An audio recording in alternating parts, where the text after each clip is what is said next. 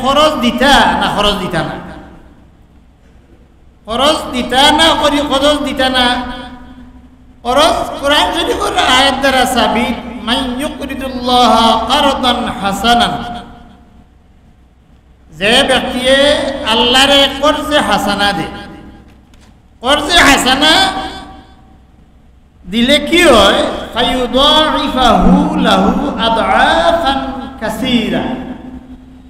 আল্লাহ পাক রব্বুল আলামিন এই খরচ দেওয়ার কারণে আপনার মালটে এক গুণ থাকি বহু গুণে বাড়াইয়া দিবে।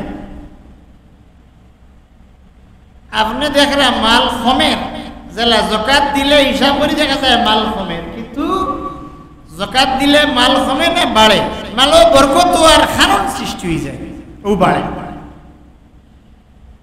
খরচ দিলে যেন খরচ দিবা তান লাগিয়া এই খরচটা বহু গুণে আল্লাহ পাক রব্বুল আলামিন বাড়াইয়া দিবা। মানে খরচ 500 টাকা দিছো, এই 500 টাকারে আল্লাহ বাড়াইয়া দিবা। বাড়াইয়া দেওয়ার বিভিন্ন সুরত আছে, বিভিন্ন পথ আছে, আপনি কল্পনাও করতে পারতেন নাই। হঠাৎ আপনি একজনকে সাহায্য করছেন, আর কয়েকদিন বাদে একজনে ফোন দিয়ে হইতরা বলে উঠে খাবেন কিছু খাই, কিন্তু এই ব্যক্তি আপনার সাহায্য করার কথা না, ইলা অনেক সময় ইলা ঘটে যাবে। তাই একজন মানুষের যদি খরচ চায় তাহলে আপনার খরচ দিতে। রাসূলুল্লাহ সাল্লাল্লাহু আলাইহি ওয়াসাল্লামের বাণী ইজাস্তারাবাকা আকরাতাহু, তারা খরচ দিতে। খরচ আপনি আল্লাহ এই খরচ কিলা মর্থ এর ফটটা কিনা। একজনে খরচ দিছেন, তাই তো আপনার জরুরতের কারণে দিছেন, কিন্তু এটা তাই ভাইটা আর আপনি পরিশোধ করতা, এই ব্যাপারে রাসূলুল্লাহ সাল্লাল্লাহু আলাইহি ওয়াসাল্লাম আমল বাতাইয়া দিছে যে খরচটা কিলা মার হইত। খরচ মারতে সময় রাসূলুল্লাহ সাল্লাল্লাহু আলাইহি ওয়াসাল্লাম দোয়া শিখাইয়া দিছেন, কোন কোন দোয়া পড়লে খরচ মারা যায়। আল্লাহ আমরা জানি হাদিস শরীফ থেকে সাবিত, আল্লাহুম্মা আকফিনি বিহালালিকা আন হারামিক ওয়া আগনিনি বিফদলিকা আম্মান সিওয়াক। নামাজের বাদে হোক আর এমনি হোক, এই রওয়ায়াত দুইভাবে শব্দ আছে। আনোয়ারুস সালিকিন আমরা বলতে নি সাহেব বিল্লাহ রাহমাতুল্লাহি আলাইহি একজন, আল্লাহুম্মা আকফিনি বিহালালিকা আন হারামিক ওয়া বিতাআতিকা আন মাসিয়াতিক ওয়া বিফদলিকা আম্মান সিওয়াক। এক সূরত আব্দুল আজিজ মুহাদ্দিসে দেহলি রাহমাতুল্লাহি আলাইহি ও রওয়ায়াতে ও দুয়ারে অন্য রওয়ায়াত থেকে আনছেন, আল্লাহুম্মা আকফিনি বিহালালিকা আন হারামিক ওয়া আগনিনি বিফদলিকা আম্মান সিওয়াক। যাই হোক, যে কোনো সূরতে ও দুয়াটা বেশরি পড়িতা, পড়লে আল্লাহ পাকে খরচ মারিয়া দিবে। এক রওয়ায়াত দ্বারা সাবিত, নামাজ আদায়ের বাদে নামাজ যখন শেষ হইলিবা তিনবার একটা দোয়া পড়তাম, আল্লাহুম্মা ইন্নী আউযু বিকা মিনাল হাম্মি ওয়াল হুজনি ওয়া আউযু বিকা মিনাল ইজজি ওয়াল কাসলি ওয়া আউযু বিকা মিনাল জুবনি ওয়াল বুখলি ওয়া আউযু বিকা মিন গালাবাতিদ দাইনি ওয়া কাহরির রিজাল। পয়লা কদিন দেখি দেখি মুখস্থ করলে পড়িলে বাদে মুখস্থ হয়ে যাবে অটোমেটিক। এই আমল করার কারণে এক ব্যক্তি কইন যে যখন ওই রাসূলের পাক সাল্লাল্লাহু আলাইহি ওয়াসাল্লাম মকবুল মুখ থেকে এটা শুনছি, আমি বাদে আমল করছি, কয়েকদিনের ভিতরে আমার ঋণ মারা সম্ভব হয়ে গেছে। সুবহানাল্লাহ। এর লাগি আমরা চেষ্টা করতাম এই ঋণ মারার যে কৈফিয়ত যেগুলো আছে, অভাব অনটন ছাড়াইবার কৈফিয়ত যেগুলো আছে, ওগুলো আমরা আমল করতাম। এক রওয়ায়াত জালালউদ্দিন সুয়ুতি রহমতুল্লাহি আলাইহি খাসাইসুল কুবরার মধ্যে এক রওয়ায়াত আছে।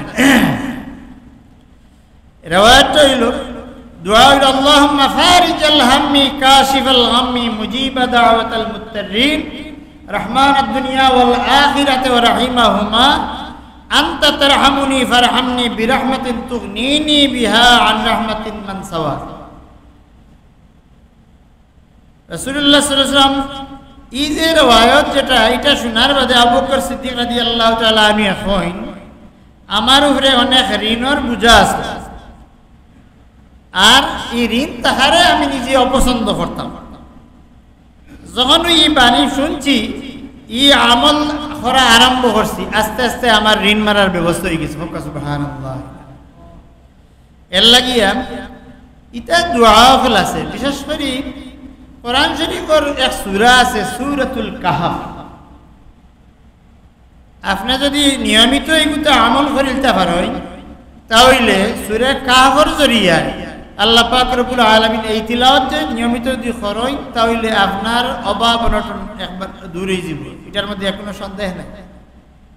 রাসূলুল্লাহ সাল্লাল্লাহু আলাইহি ওয়াসাল্লাম বাণী আন ইবনে মাসউদ রাদিয়াল্লাহু তাআলা আন নবী সাল্লাল্লাহু আলাইহি ওয়াসাল্লাম আন্নাহু ক্বালা মান ক্বারাআ সূরাতাল ওয়াকিআত, যে ব্যক্তি সূরা ওয়াকিআ পড়বা ফি কুল্লি লাইলাতিন, প্রত্যেক রাত, এবং এটা পড়ার সময় মাগরিব বাদে, যদি পারেন না এশা বাদে পড়বেন। প্রত্যেক রাত যদি সূরা ওয়াকিআ পড়েন মুখস্থ তাহলে তো ভালো, না থাকলেও আপনি দেখিয়া মুখস্থ থাকলেও সময় তাহলে কোরআন শরীফ বার করিয়া পড়েন। জানি মুখস্থ পড়া দেখিয়া দেখিয়া পড়া সব বেশি যাই। সূরা ওয়াকিআ মাগরিবের নামাজের বাদে পড়বা, রাত্রে পড়বা, লাম তুসিবহু ফাকাতুন আবাদা, এনে কোনদিন অভাব অনটনে লাগাল হইতো না, অভাব অনটনে লাগাল হইতো না। এর লাগি আমরা এই সূরাটা আমরাও পড়তাম, আমরা ঘরের বিবি বাচ্চা হলরে হইয়া দিতাম যে তুমি দিন ও সূরাটা পড়িও। আর আস্তে আস্তে তুয়া তুয়া পড়ি পড়ি পড়ি কয়েকদিন পরে অটোমেটিকলি মুখস্থ হয়ে যায়, তখন আর ছুটে না। এক সময় আপনি বাজারও থাকলা, কুটুম খেসও থাকলা, বিভিন্ন ঝামেলা থাকলা, সময় পাইছেন আটি আটি আপনি পড়ে যান। এর লাগি সূরা ওয়াকিআটা বেশি ফায়দাজনক, এটা আমরা পড়িতাম। অন্য রওয়ায়াত আছে যাইন সূরা ইয়াসিন শরীফ পড়বা দিনের শুরুতে, অর্থাৎ প্রত্যেক দিন ফজরের বাদে আমরা ইয়াসিন শরীফ পড়ি। মান ক্বারাআ সূরাতা ইয়াসিন ফি সাদরিন নাহার, দিনের আরম্ভ, কুদিয়াত হাওয়াইজু, তার হাজত যত আছে সব হাজতরে আল্লাহ পাক রব্বুল আলামিনে পুরা করে দিবা। এই হাজত ইহলৌকিক দুনিয়ায় হাজত হইতে পারে, উখরই হাজত হইতে পারে, এটা আল্লাহ পাক রব্বুল আলামিনে কিতা করবা পুরা করবা। এর লাগিয়া সূরা ইয়াসিনও আমরা মুখস্থ করতাম, আমরা চেষ্টা করতাম সূরা ইয়াসিন শরীফ মুখস্থ করিয়া রাখা।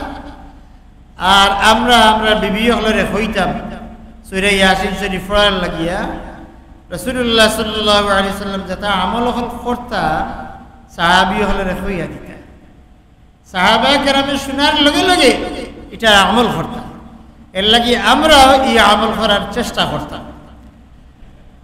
এখন তো দেখা গেল ঋণ দিলে মাল বাড়ে এবং ঋণ যারা আনছেন এরা সুদ করার ব্যবস্থা রাসূলুল্লাহ সাল্লাল্লাহু আলাইহি ওয়াসাল্লাম হইয়া দিয়েছেন।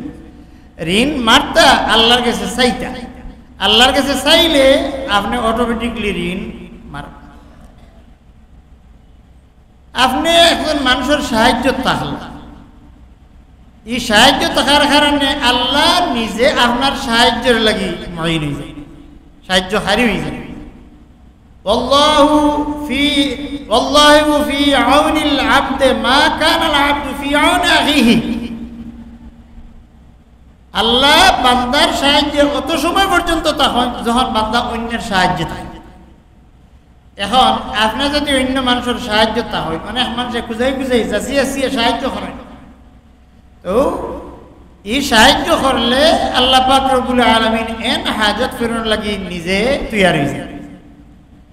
এর লাগিয়া আমরা যার যে পরিমাণ তৌফিক আছে ও পরিমাণ আমরা সাহায্য সহায়তা করতাম। আমরার মধ্যে থাকিয়া মসজিদ কমিটির মসজিদের প্রতিষ্ঠাতা সদস্য জনাব আব্দুল শুকুর মিয়া তাই ইন্তেকাল করে লিছেন গত খাই। ও দেখো আল্লাহর বান্দা দিনর খাদিম হিসাবে আল্লাহ কবুল করছে,